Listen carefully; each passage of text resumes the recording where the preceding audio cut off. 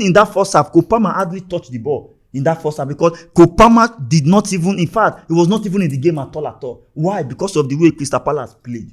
So I feel like Chelsea, this is where they will have needed a top striker in terms of people like Victor Osimhen, because you can't use Premier League to compare. Premier League, that is why he scored one of the best league in the world, because even when you are playing little team, to play 38 matches is not an easy game. Even the smallest team can come there and beat you. You understand what I'm saying now? So I feel like Chelsea, if they must win games in this Premier League, if they must rise to the occasion, they need to have a different tactics, and those new signings, those strikers must come to the party. Choking the midfield didn't allow Chelsea to play the normal free-flowing football. He came up with a 3-4-2-1 formation, while Chelsea came up with a 4-2-3-1 formation, which by so doing, it affected that Chelsea midfield, because Chelsea only played with two defensive midfielders, which was Caicedo and Fernandes.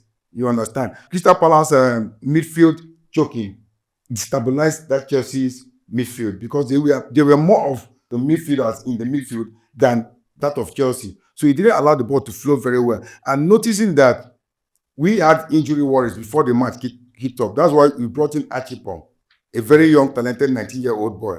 But you cannot expect Achipong, a young 19-year-old, to overpower somebody like Mateta, though he was calm on the ball.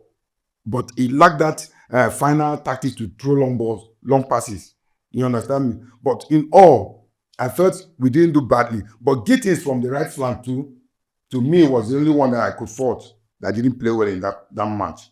But you see, when this man was brought in, Estavo Williams, you noticed that the game changed, and we needed a ball-playing midfielder or a ball-playing winger that could unlock the defense of that Crystal Palace. But the second half was a different ball game. Chelsea had chances, but they couldn't take it. But all in all, it was a fair game to me. I think I left with 1 point.